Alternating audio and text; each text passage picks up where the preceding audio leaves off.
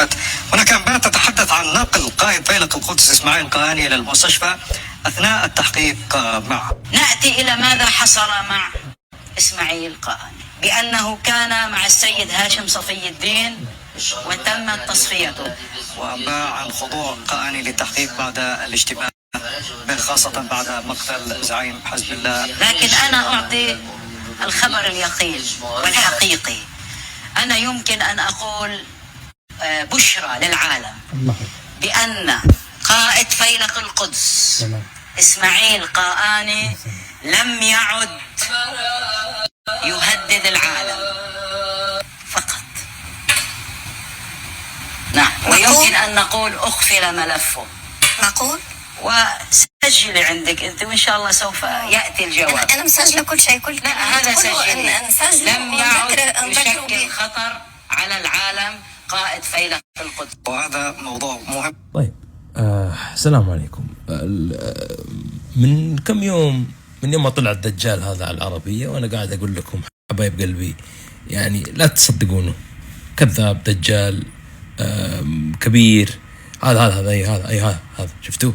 طيب، الآن قبل قليل نشر التلفزيون الإيراني أخبار تتحدث، مقاطع فيديو مباشرة من قلب المطار استقبال قاني لأحد الأشخاص الذي لقي مصرعه في لبنان.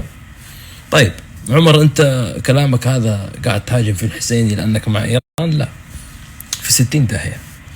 بس أنا بقول لك، أوصل لك فكرة أكد لك هي مرة وثانية وثالثة ورابعة، أن هذول كذابين، هؤلاء كذابين دجالين، وكل فترة يطلعوا لكم أراجوز يصدرونه لكم في الإعلام وأنتوا تسيرون وراه.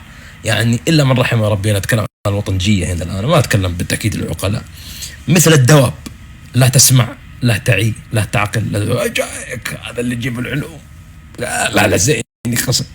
دائما بقول لكم بتصيروا مسخرة، في كل مرة أقول بتصيروا مسخرة. هذا قاني، شوف هذا قبل قليل، شوف في مطار في طهران.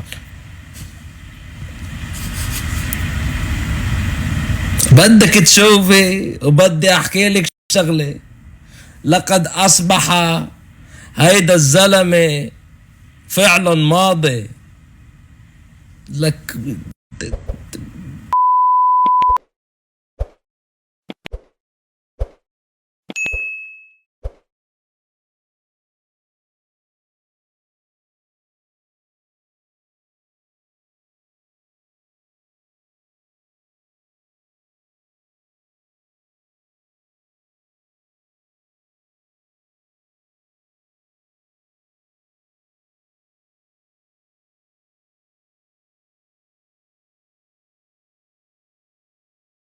تقصد انها لعلها لامستك يعني؟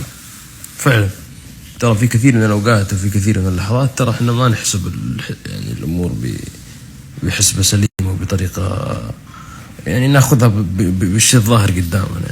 يعني جاء الشيء الفلاني، ضبط الشيء الفلاني، راح الشيء الفلاني، خرب الشيء الفلاني، لكن الله سبحانه وتعالى يخبئ لنا ما فيه الخير كثير ان شاء الله. الله يعوضك، وبإذن الله ربي يرزقك ان شاء الله بوظيفة افضل منها، ويرزقك إن شاء الله يعني سكن وبيت أفضل من المكان اللي أنت فيه اليوم.